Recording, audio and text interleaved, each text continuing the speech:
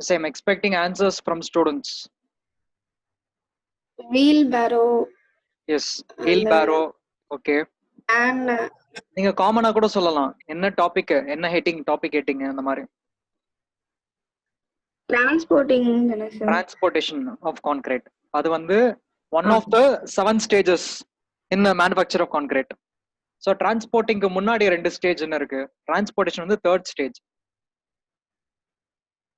ஒரு concrete prepare பண்ணோம்னா first எடுத்த உடனே என்ன பண்ணணும்? Batching. That is the first stage. Collection of materials. அதுல we have types like way batching, volume batching. Okay. Batchingக்கும் transportationக்கும் நடுவுல என்ன பண்ணணும்? Mixing stage. So அத நம்ம டீடைலா லாஸ்ட் கிளாஸ்ல பார்த்தோம் with hierarchies. That is classification. We have in batch mixers we have drum mixer and pan mixer. கரெக்ட்டா? Drum mixerல என்னென்ன type இருக்கும்? Tilting, non tilting and reverse. And in pan type we have open and closed type. Third stage ஆ நம்மளோட transporting of concrete from the mixing point to the pouring, that is placing point. ஓகேவா? எங்க நம்ம concrete போர் பண்றோமோ அதான் placing operation சொல்லுவாங்க. என்னென்ன methods இருக்குன்னு பாத்தீங்கன்னா டிஃபால்ட்டா நீங்க சொன்ன மாதிரி வீல் பேரோ இருக்கு, அப்புறம் மார்டர் பேன் அதாவது பாண்ட் இருக்கு, தென் கிரேன் மெத்தட் பார்த்தோம். எஸ், ரோப் யூஸ் பண்ணி பண்றாங்க. வேற எனி அதர் மெத்தட் நேத்து பார்த்ததுல? Crane, rope, motor pan, wheelbarrow, இதை தவிர வேற என்ன அடிஷனலா பார்த்தோம்? Belt conveyors. Belt conveyors, very good. Belt conveyors and dumpers வந்து பார்த்தோம். கரெக்ட்டா? ட்ரக்ஸ் இருக்கும். So in a trucks, depending on the transporting equipment, உங்களோட கெப்பாசிட்டி வந்து மாறும். For example, in a wheelbarrow, we saw that at a time la ஒரு ஆள் வந்து 35 liters carry பண்ணி கொண்டு போகலாம். 35 liters of volume of concrete. Like that, we have specifications for each kind of equipment and advantage, disadvantage. That is, what are the do's and don'ts. So for example, belt conveyor எங்க use பண்ணுவோம்? சைட்ல ரொம்ப constrains, கன்ஜெஷனா இருக்கிற இடத்துல, activity, அதாவது ஆளுங்க வந்து access போயிட்டு வர முடியாத இடத்துல பெல்ட் கன்வேயர்ஸ் யூஸ் பண்ணலாம். அந்த மாதிரி சில பாயிண்ட்ஸ் இருக்கு. அதே போல கிரேன் எடுத்துட்டோம்னா நம்ம ரொம்ப ஹைட்டான இடத்துல இருந்து we should not pour the concrete, right? அப்படி பண்ணா என்ன ஆகும்? டிரான்ஸ்போர்டேஷன்ல முக்கியமான ஒரு ப்ராப்பர்ட்டி எதை நம்ம ஸ்டடி பண்ண வேண்டியிருக்கும்? கான்கிரீட்ல என்ன நடக்க கூடாது? அந்த word technical term segregation. That is splitting of particles. Concrete வந்து ஒரு ஹோமோஜெனியஸ் யூனிஃபார்ம் பார்ட்டிகலா இருக்கணும். ஓகேவா? So we continue with our previous class with some other transportation methods for concrete. இப்போ chute அப்படின்னு ஒரு மெத்தட் இருக்கு, தென் ஸ்கிப் ஹாய்ஸ்ட்னு ஒரு மெத்தட் இருக்கு. அதான் உங்களுக்கு பிக்சர்ல தெரியுது இப்போ ஸ்கிரீன்ல. chute அப்படின்னா நமக்கு நம்ம நேத்தே சொன்ன மாதிரி ஒரு சறுக்கு மரமா இருக்கும், ஒரு இன்க்ளைன்டு ஸ்லோப். ஸோ அது வழியா it is like a belt conveyor தான், but it is not mechanical operated. chute பொறுத்த வரைக்கும் கிராவிடேஷனல் ஆக்ஷன் மூலியமா தான் உங்க கான்கிரீட் டிரான்ஸ்போர்ட் ஆகுது. அப்ப கிராவிடேஷனல் ஆக்ஷன் சொன்னா கான்கிரீட் லோவர்ல இருந்து ஹையர் எலிவேஷன் டிராவல் ஆகுமா, இல்ல ஹையர்ல இருந்து லோவர் எலிவேஷன் டிராவல் ஆகுமா?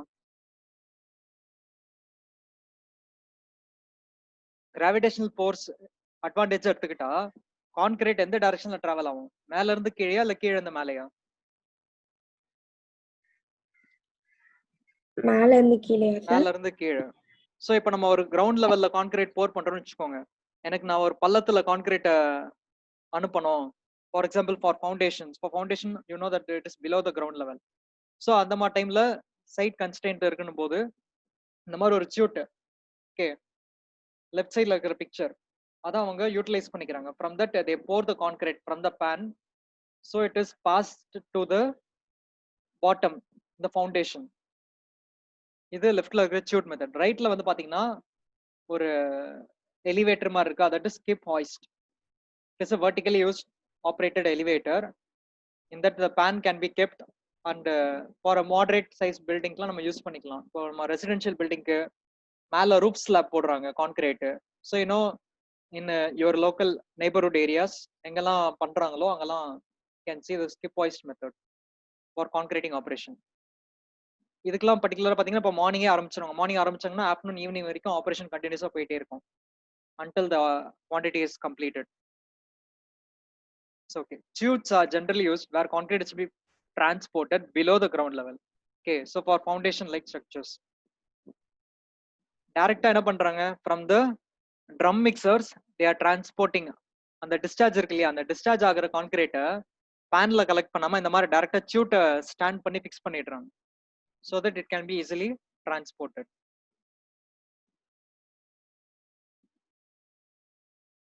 So and you know that apart from mixers, that is a mixer can be used in many areas. So நம்ம டைரக்டா it is portable in nature like you see in the slide. Okay, so இப்போ இதோட dimensions and இதை பத்தி பார்ப்போம், specification பத்தி. It is a metal surface lined with metal.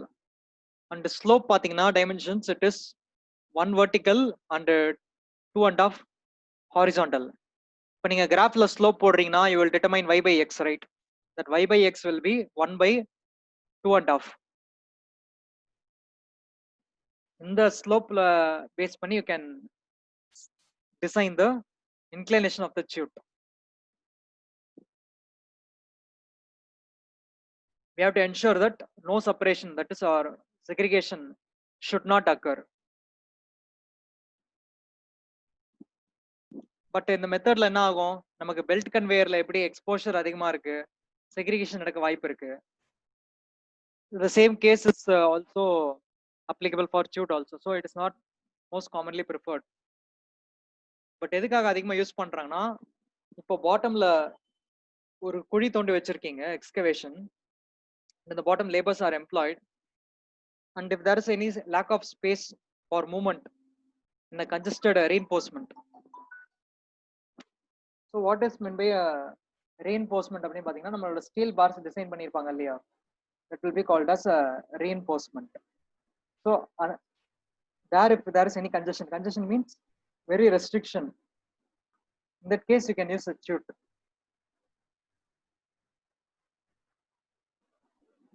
So next will be your skip and hoist method. இதுல வந்து elevator மாதிரி நம்ம யூஸ் பண்ணிக்கலாம், right? Method commonly adopted for transporting concrete vertically for multi-story building construction, like you see in the picture.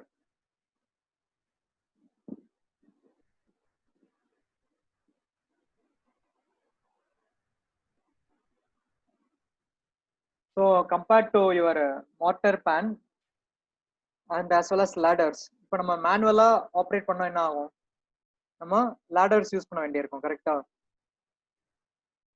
along with your mortar pan. So compared to that, ஏன்னா ஏன் compare பண்றோம்னா அது வந்து uneconomical இருக்கும் due to high cost. Compared to that, using the skip and hoist will be economical and time saving, both economical and time saving.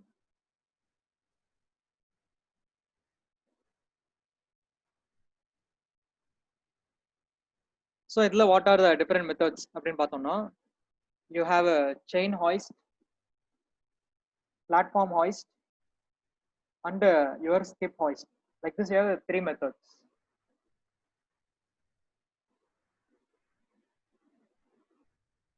Skips, that is discharge doors. It is built at the ground level and lifted up by the pulley arrangement connected to motor device at the bottom of hoist.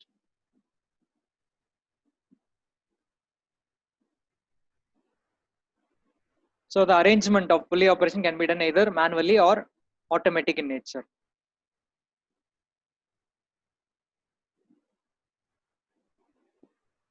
So இங்க முக்கியமான விஷயம் என்னன்னு பாத்தீங்கன்னா, the speed of operation இருக்கு இல்லையா, that is going up then coming down. The speed of operation பொறுத்த வரைக்கும் your velocity should be controlled in such a way that segregation doesn't occur. You need to control the velocity. Suppose if you guess or if there is any segregation taking place, அப்போ அந்த டைம்ல என்ன பண்ணலாம், once you collect the concrete, you can do the mix again, that is you can do the remix process before placing the concrete. என்னன்னா ரொம்ப higher distance நம்ம travel பண்றோம்னு வச்சுக்கோங்க வெர்டிகலா, அப்போ சில ஸ்லைட் செக்ரிகேஷன் நடக்க வாய்ப்பு இருக்கு. That is the main reason.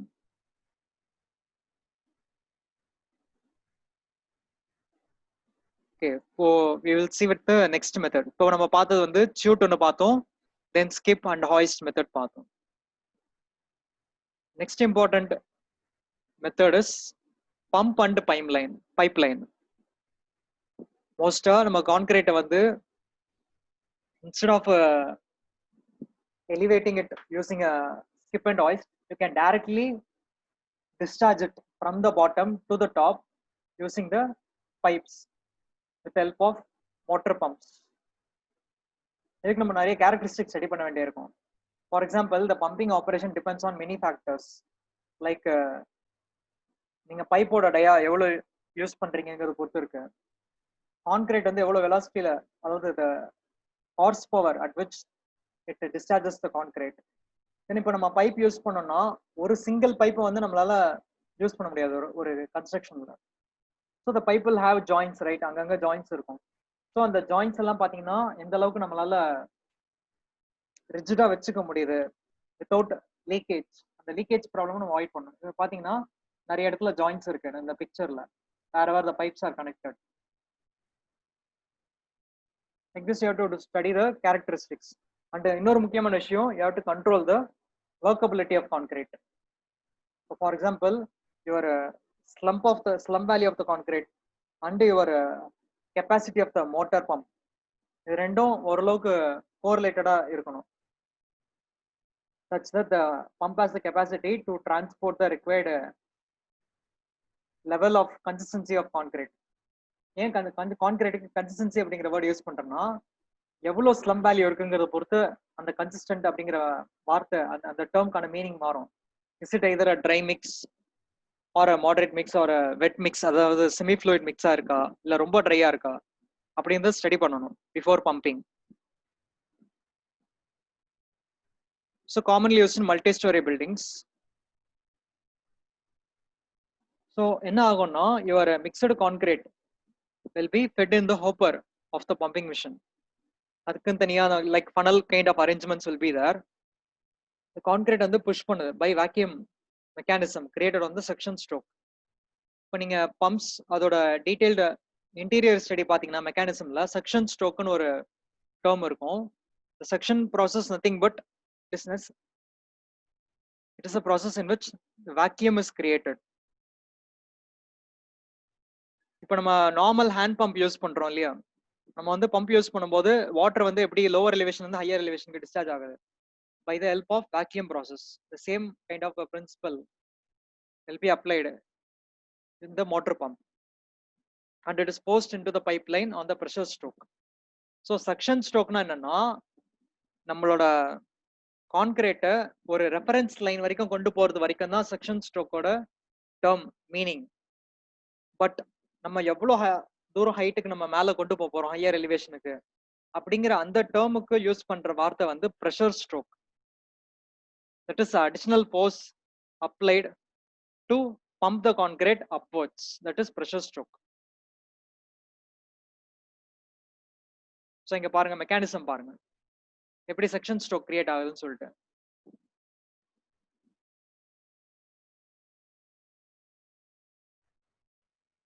And for this kind of apparatus setup, we have mobile pumps and trailer or static pump and screed or motor pump. Mobile pump பாத்தீங்கன்னா அது வந்து portable in nature. Wherever you want, you can transport. That is why it is called mobile pump. Then trailer or static pump na, it is fixed at a constant place. Site la ஒரு இடத்துல locate பண்ணிட்டு அங்க இருந்து தான் operation நடக்கும். Then you have screed or mortar pump. Instead of concrete, if you have to pump the cement mortar, concrete க்கு பதிலா cement mortar pump பண்ணனும்னா அதுக்கு தனியா டைப் இருக்கு. And the capacity ranges, the characteristic study la பாத்தீங்கன்னா the typical rate varies from 15 to 150 m cube per hour. So 1 hourக்கு உங்களால எவ்வளவு m cube of concrete வந்து higher elevation க்கு பம்ப் பண்ண முடியும். This kind of range will vary. நம்ம already சொன்ன மாதிரி depending on the diameter of the pump, the stroke level of stroke applied in the motor pump, and the workability and the height, pressure stroke apply பண்றோம் இல்லையா, எவ்வளவு ஹைட்டுக்கு வேணுமோ, the height of the building. இப்போ 10 மாடிக்கு apply ஒரே ப்ரெஷர்ல 10 மாடிக்கு apply பண்றதுக்கும் 15வது மாடிக்கு அப்ளை பண்றதுக்கும் வித்தியாசம் இருக்கு. கரெக்டா? ஒரே பம்பு ஒரே சைட்டு ஒரே மாதிரி விதமான சைட் கேரக்டரிஸ்டிக்ஸ் இருக்கும்போது 10வது மாடியிலன்னு பண்ணும்போது நமக்கு இன்னும் வெலாசிட்டி ஒரு ப்ரொடக்ஷன் ரேட் வந்து அதிகமா இருக்கும். பர் ஹவருக்கு நம்மளால குவிக்கா டிரான்ஸ்போர்ட் பண்ண முடியும். பட் இதுவே 15வது மாடி 20வது மாடின்னு சொல்லும் போது உங்களுக்கு அந்த ஸ்பீடு வந்து கொஞ்சம் கம்மியாயிடும். Due to pumping the concrete for more higher elevation for a similar kind of characteristics.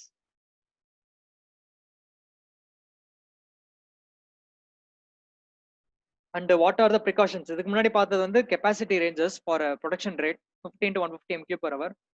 இப்போ நம்ம பார்க்க போறது வந்து the precautions or a general note what you have to take. Minimum எவ்வளவு distance horizontal distance இருக்கணும். That is pumping அப்படினாலே vertically தான் elevate பண்ண போறீங்க. பட் மோட்டார்ல இருந்து சடனா நீங்க வந்து elevate பண்ணிர முடியாது. Okay, first you have to fix the pipes horizontally for at least 400 meter from the pump. அதான் உங்களுக்கு first drawingல மேல இருக்கு. At least you have to keep 400 meter horizontal transportation, and after that vertical transportation பார்த்தோம்னா அது வந்து 80 meters இருக்கணும்.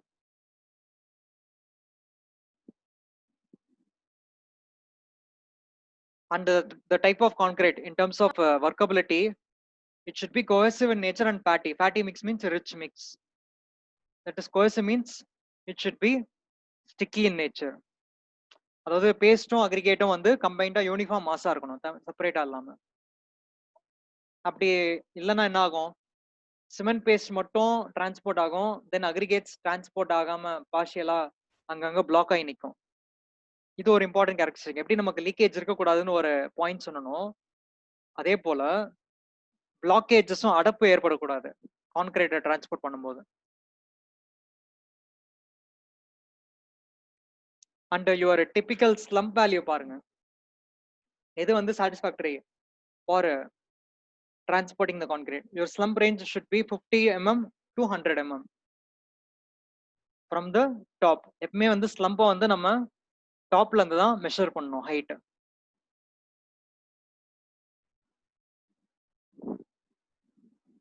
And slump value நம்ம பார்த்தோம்ல, இப்போ 50 to 100 mm. ஒர்க்கபிலிட்டி மெஷர் பண்றதுக்கு இன்னொரு apparatus இருக்கு, that is compaction factor apparatus.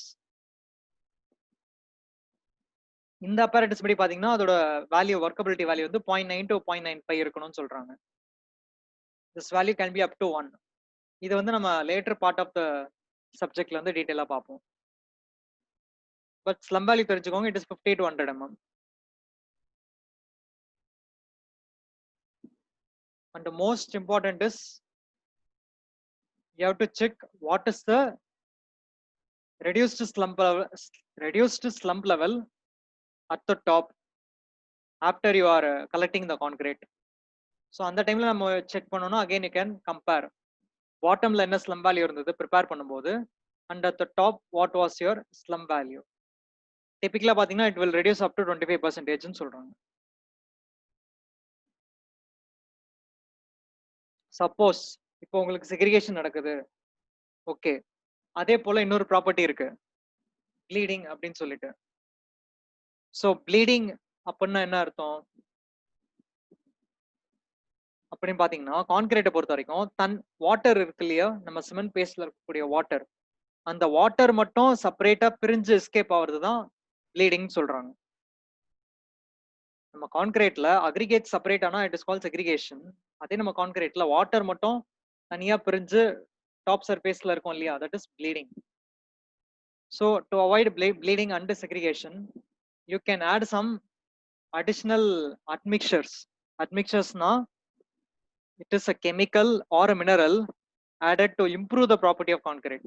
To improve the property means to control your segregation and bleeding. அது ஹெல்ப்ஃபுல்லா இருக்கும்.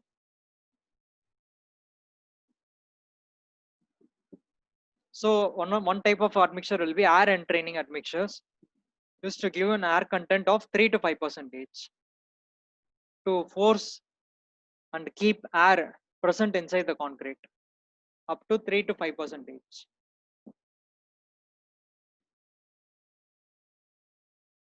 So and if operation pathina, you can see about the valve systems. You have a different type of valves available to operate your concrete. Squeeze type valve, sliding gate or rotating valve, flapper valves, hollow transfer tube valves. இது கொஞ்சம் டீடைல்டா இருக்கும்.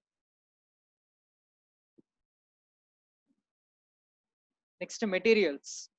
Specification படி நம்ம பைப்புக்கு எவ்வளவு horizontal distance கொடுக்கணும், எவ்வளவு vertical distance கொடுக்கணும்னு பார்த்தோம். Materials பார்த்தோம்னா you have steel, aluminum or plastic. These kind of pipes can be used. And the typical diameter of the pipe will be 80 to 200 mm. So இதுவே சென்டிமீட்டர்ல பார்த்தோம்னா 8 cm up to 20 cm diameter. And it can be steel or aluminum or plastic. But aluminum வந்து avoid பண்றாங்க due to formation of hydrogen gas, because some concrete may react with the metal surfaces. அதெல்லாம் ஏதாவது பாதிப்பு இருக்க வாய்ப்பு இருக்கு. And as we said before, there should be no any leakages in coupling point. Coupling point is nothing but a joint between two separate pipes.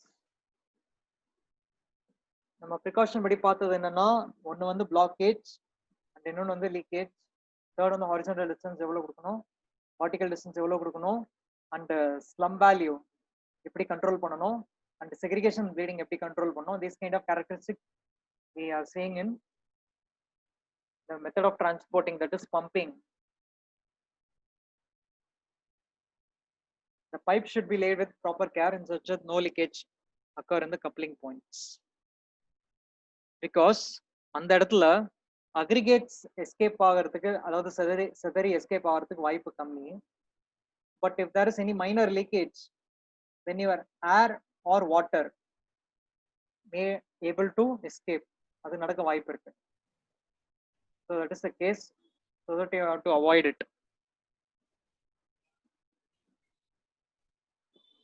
And we saw some starting distance, right? Starting distance பார்த்தோம்னா it should be, இப்போ நம்ம relate பண்ணிக்கலாம், எப்பவுமே 400 meters தான் கொடுக்கணுமா இல்லையா அப்படின்னு சொல்லிட்டு. If we compare a relation between a horizontal transporting distance and vertical transporting distance, your horizontal transporting distance should be at least 10% and up to 15% in the range of your vertical distance. So for example, இப்போ நான் வந்து ஒரு 800 meters haiku elevation வரைக்கும் நான் கான்கிரீட்டை transport பண்றேன்னு வச்சுக்கோங்க. அப்போ என்னோட மினிமம் ஹாரிசான்டல் டிஸ்டன்ஸ் வந்து you have to compare and check 10% of your height and fix accordingly.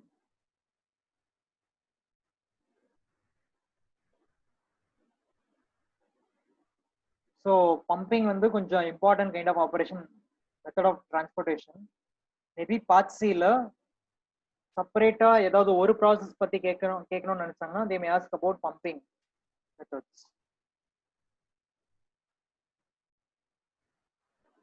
So okay, so far we saw about methods of transportation: water pan, wheelbarrow, crane, dumpers, rope and bucket, skip and hoist, pump, then latest pumps பார்த்தோம். Like this we saw different methods.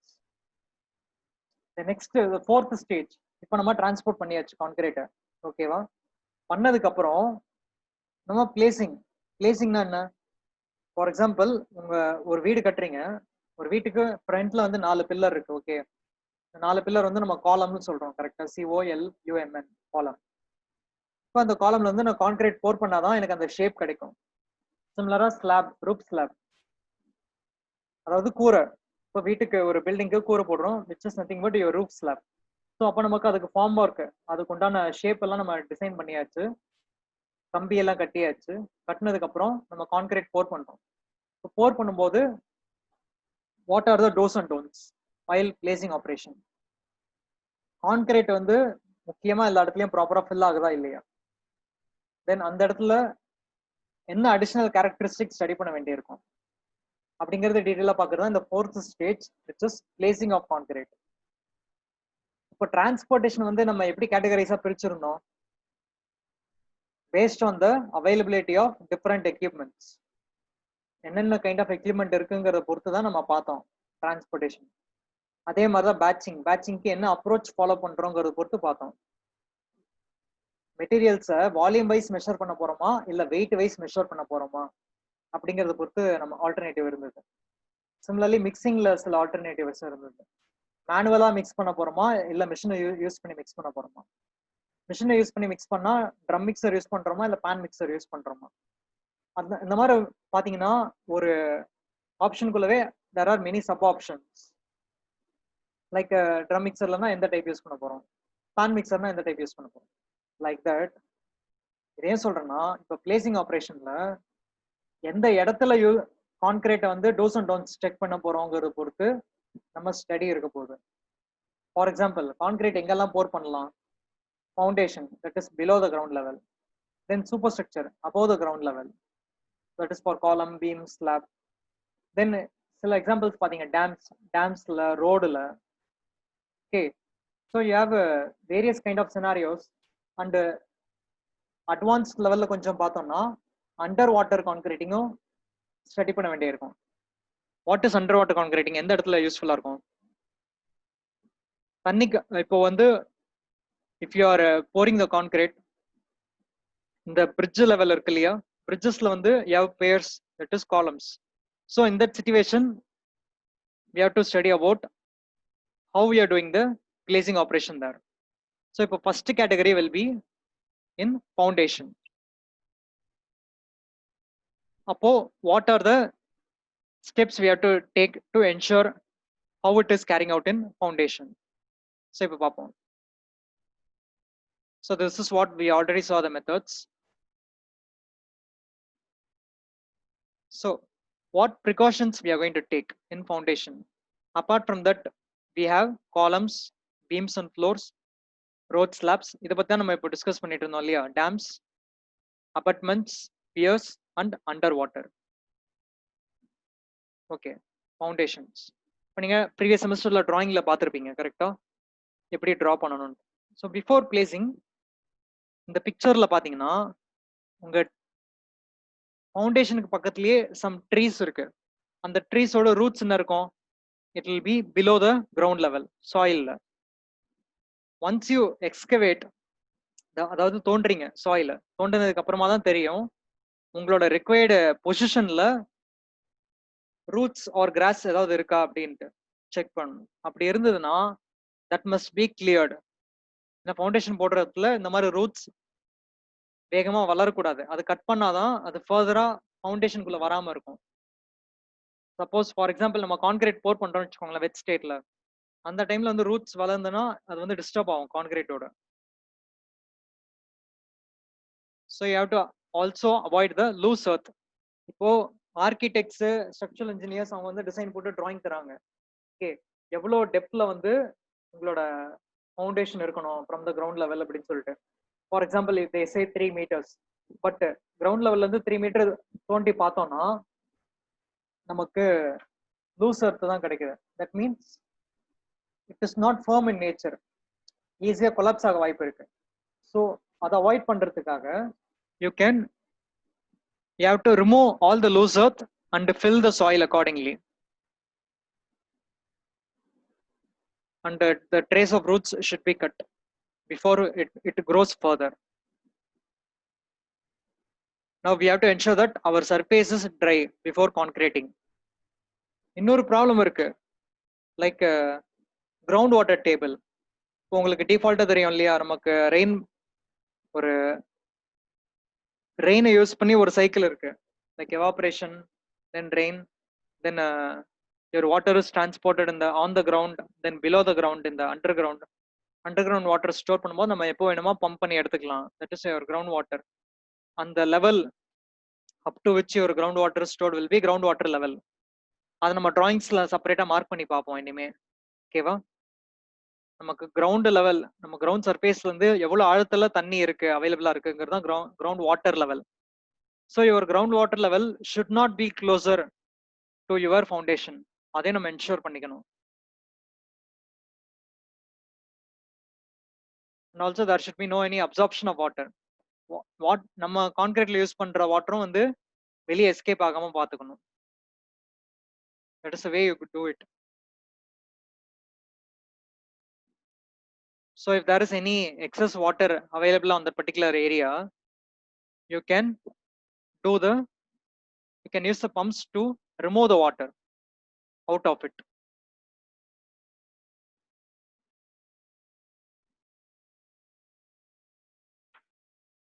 So seepage அப்படிங்கிற ஒரு term இருக்கு, கரெக்டா?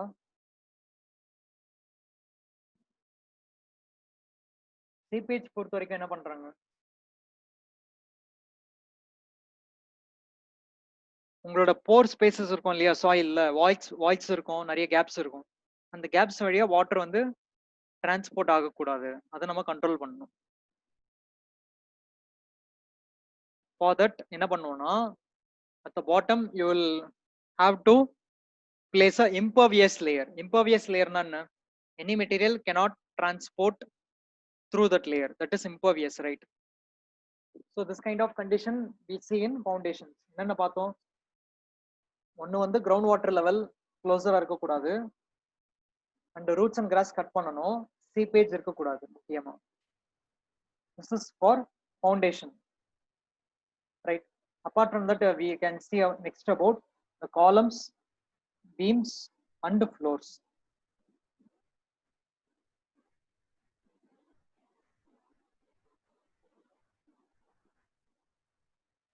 So columns, beams and floors are ரொம்ப டிபிக்கலான works. இங்க பாருங்க, இங்க brown கலர்ல இருக்கு இல்லையா,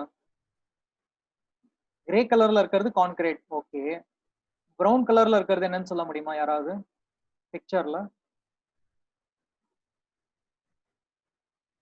இங்க இருக்கு பாருங்க, வெர்டிகலாவும் பிரவுன் கலர்ல இருக்கு, ஹாரிசான்டலாவும் பிரவுன் கலர்ல இருக்கு. அதெல்லாம் என்னது?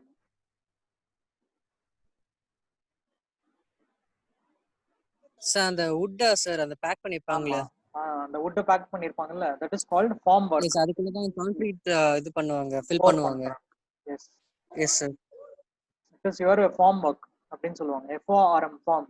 என்ன ஃபார்ம்ல இருக்கு அப்படின்னு நம்ம சொல்றோம் இல்லையா, that form work.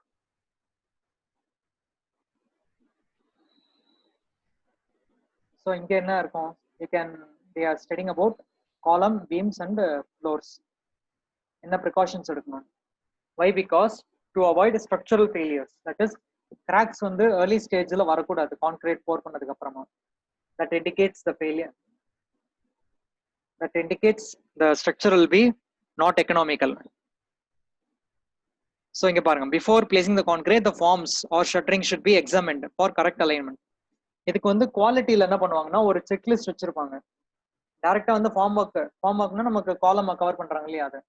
Shuttering means நமக்கு இந்த சப்போர்ட் இருக்கு இல்லையா, இப்போ நமக்கு பீம்ஸ் அண்ட் ஸ்லாப் போட போறோம், பட் அதை அந்த இடத்துல தொங்க விட முடியாது. ஸோ தட் பாட்டம் ஒரு முட்டுக்கட்டெல்லாம் வச்சிருப்பாங்க. நீங்க பாத்தீங்கன்னா பிக்சர்ஸ்ல பாத்தீங்கன்னா முட்டுக்கட்டை வச்சு சப்போர்ட் கொடுத்து வச்சிருப்பாங்க. That will be called your shutterings. ஸோ உங்க ஃபார்ம் ஒர்க்கும் ஷட்டரிங்கும் ப்ராப்பரா இருக்கான்னு குவாலிட்டி செக் பண்ணுவாங்க. அந்த செக்லிஸ்ட்ல டிக் பண்ணிட்டு எல்லாமே சாட்டிஸ்ஃபை ஆச்சுன்னா ஆத்தரைசேஷன் வாங்கினதுக்கு அப்புறமா தான் ப்ரொசீட் பண்ணணும். வை? பிகாஸ் மெயினா உங்க கான்கிரீட்ல ஸ்டீலும் உள்ள இருக்க போகுது, கரெக்டா? உங்களோட ஸ்டீல் வந்து கான்கிரீட்டோட எட்ஜஸ், அவுட்டர் லேயரோட ஒட்டாம இருக்கணும்.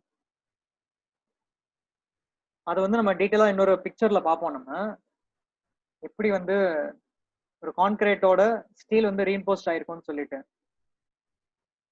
அப்படி இருக்கும்போது கான்கிரீட்டோட எட்ஜஸ்ல ஸ்டீல் வந்து வெளியே எக்ஸ்ட்ரூட் ஆகாம இருக்கணும். அதுக்கேற்ற மாதிரி கவர் பிளாக்னு சொல்லுவாங்க. அந்த பிளாக்கை உள்ள வைக்கணும், ஃபார்ம் ஒர்க் உள்ள வச்சோம்னா தான் ஸ்டீல் வந்து வெளியே வராம உள்ளுக்குள்ளேயே இருக்கும் பேக்கடா. அந்த மாதிரி there are some precautionary checks has to be done before concreting. So you see that you should get a certification or authorization or approval to proceed further. Next, இப்போ நம்ம காலம்ல போர் பண்றாங்க, ஓகே. பட் இப்போ நம்ம ஸ்லாப்ல போர் பண்ணணும் போது நம்ம போர் பண்ற சர்ஃபேஸ் மேலே தான் லேபர்ஸ் நடந்து போய்கிட்டு இருப்பாங்க, கரெக்டா? போயிட்டு வந்துட்டு இருப்பாங்க. இந்த கேஸ் ஹெவி மூவ்மெண்ட் வந்து இருக்கக்கூடாது. அதாவது more than required labours should not be doing the works there. அப்பதான் வந்து நமக்கு அந்த லோடு வந்து ப்ராப்பரா வித்ஸ்டாண்ட் ஆகும். கீழே முட்டு கொடுத்து வச்சிருக்காங்க இல்லையா சப்போர்ட், அந்த சப்போர்ட்ஸ் வந்து எந்த டிஸ்டர்பன்ஸும் இல்லாம இருக்கணும். டிஸ்டர்பன்ஸ் இல்லாம இருந்தாதான் for whatever required shape and profile at what nature you have to get, அது நம்ம கரெக்டா கொண்டு வர முடியும். இல்லைன்னா என்ன ஆகும், உங்களோட கான்கிரீட் மேடு பல்லாம தான் ஃபினிஷ் ஆகும். அப்படி ஃபினிஷ் ஆக கூடாது. So that is what they say, without any deformation. Here text இருக்கு பாருங்க, to withstand the weight of concrete and loads during construction without any deformation. Deformation means the undulation, the மேடு பள்ளம். இப்போ surveying படிக்கிறீங்க, சர்வேயிங்ல வந்து ஒரு levels படிக்கிறீங்கன்னு வச்சுக்கோங்க, எல்லா பாயிண்ட்லயும் வந்து எலிவேஷன் சேமா இருக்காது, கரெக்டா டிஃப்ரெண்டா இருக்கும். ஈவன் ஒரு ரோடு எடுத்துக்கிட்டீங்கன்னா கூட அந்த ரோடு வந்து இப்போ நான் இப்போ இருக்கிற பொசிஷன்ல எவ்வளவு ஹைட் இருக்குன்னு பாக்குறேன். ரோடோட ஹைட்டு ஒரு 10 அடி தள்ளி போனா கூட எனக்கு ரோடோட ஹைட் வந்து டிஃபர் ஆகும். என்ன reason? They've to gradient, that is change in slope. அதுக்கு நிறைய ரீசன் இருக்கு. ரோடுக்கு வந்து தண்ணி ட்ரெயின் ஆகிறதுக்காக டிசைன் பண்ணியிருப்பாங்க ரெண்டு பக்கமும். அதே மாதிரி கான்கிரீட் பாத்தீங்கன்னா இது வந்து பிளாட்டா இருக்கணும், எந்த ஒரு டிஃபார்மேஷனும் இல்லாம. ஸோ the finishing பாருங்க, the finish of forms must be accurate enough so that there is no any loss of mortar which otherwise result in honeycombed concrete. இப்போ பாருங்க, நம்ம ஃபார்ம் ஒர்க் இருக்கு இல்லையா, இதுல கேப்ஸ் இருந்ததுன்னா என்ன ஆகும்? சின்ன சின்ன கேப்ஸ். கான்கிரீட் போர் பண்ண உடனே அந்த சின்ன கேப் வழியா அக்ரிகேட் எஸ்கேப் ஆகலன்னா கூட சிமெண்ட் பேஸ்ட் ஈஸியா எஸ்கேப் ஆகிறதுக்கு வாய்ப்பு இருக்கு. அப்போ நம்ம கான்கிரீட்ல பேஸ்ட் எந்த அளவுக்கு கம்மியா இருக்கோ என்ன ஆகும்? அக்ரிகேட் மட்டும் நிறைய இருக்கும், பேஸ்ட் கம்மியாயிடும். அப்படி இருக்கிற நேச்சர் ஆஃப் கான்கிரீட் பேர் தான் வந்து called as honey combed concrete. Honey கோம்டுனா என்ன அர்த்தம்? ஒரு தேன்கூடு இருக்கா, ஒரு தேன்கூடு பார்த்துருப்பீங்க, எப்படி இருக்கும்? அதுல வந்து ஒரு தேன்கூடையும் ஒரு கான்கிரீட்டையும் கம்பேர் பண்ணி பாத்தீங்கன்னா கான்கிரீட் வந்து சரியில்லை அப்படின்னா நீங்க ஜட்ஜ் பண்ணுவீங்க. எப்படி ஜட்ஜ் பண்ணுவீங்க? எந்த ஒரு கான்கிரீட்ல நம்மளோட அக்ரிகேட் கல்லுலாம் இருக்கா, அந்த கல்லுலாம் வெளியே முள்ளு முள்ளா தெரிதுன்னு வச்சுக்கோங்க, அது ப்ராப்பரா இருக்காது, கரெக்டா? that kind of concrete will be called as honeycombed concrete. அது எப்போ நடக்க வாய்ப்பு இருக்கும்? நம்ம கான்கிரீட்ல சிமெண்ட் பேஸ்ட் கம்மியாகும் போது. எதனால கம்மியாகலாம் வாய்ப்பு இருக்கு? Due to some kind of potential leakages. Leakage நடக்க வாய்ப்பு இருந்ததுன்னா அதுக்கு சாத்தியம் இருக்கு. ஸோ அதை நம்ம அவாய்ட் பண்ணணும். honeycombed concrete பாருங்க எப்படி இருக்குன்னு பாருங்க பிக்சர்ல. Due to less amount of cement paste.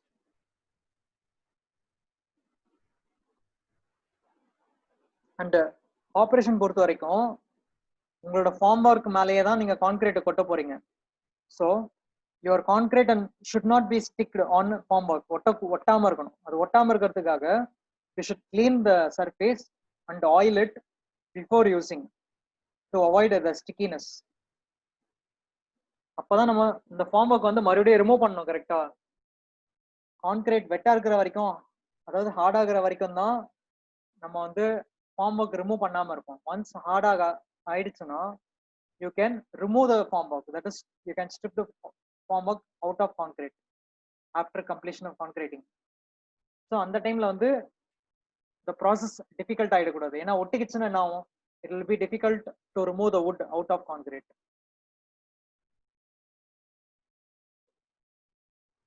Next in terms of reinforcement, அதாவது கம்பிங்க கட்டுறாங்க இல்லையா ஃபார் பீம்ஸ். இங்க பாத்தீங்கன்னா ஃபார் பீம்ஸ் த்ரூவா கட்டுறாங்க. இந்த X axis as well as in Y axis red ஆக்சஸ்லயே பாத்தீங்கன்னா பீம்ஸ் எங்கெங்க டிராவல் ஆகுதுன்னு தெரியும் உங்களுக்கு. ஓகேவா? That is horizontal component. Then on the surface பாத்தீங்கன்னா you are fixing the steel. இப்போ இங்க ஸ்டீல் ஃபிக்ஸ் பண்றோமா, ஸ்டீலை வந்து அப்படியே அந்த ஃபார்ம் ஒர்க் மேலவே போட்டுட்டா போட்டுறக்கூடாது. அப்படி போட்டுட்டோம்னா என்ன ஆகும்னா கான்கிரீட்டோட பாட்டம்ல போயிடும் ஸ்டீல். ஸோ அதுக்காக ஒரு ஸ்டீல் கம்பி கீழேயும் ஒரு சீட் மாதிரி வைப்பாங்க. That will be called as cover blocks. இந்த வீடியோ முடிச்சுட்டு நான் அதோட பிக்சர்ஸ் காட்டுறேன் உங்களுக்கு. கவர் பிளாக்னா என்ன ப்ரிகாஷன் சொல்லிட்டு நான் செப்பரேட்டா காட்டுறேன். தென் இன்னொரு முக்கியமான ப்ரிகாஷன் பாத்தீங்கன்னா, you have to remove the oil, grease, paint, rust. நம்மளோட கம்பியில என்னென்ன இம்பியூரிட்டிஸ் இருக்கோ அதெல்லாத்தையும் ப்ராப்பரா ரிமூவ் பண்ணிடணும் பிஃபோர் கான்கிரீட்டிங்.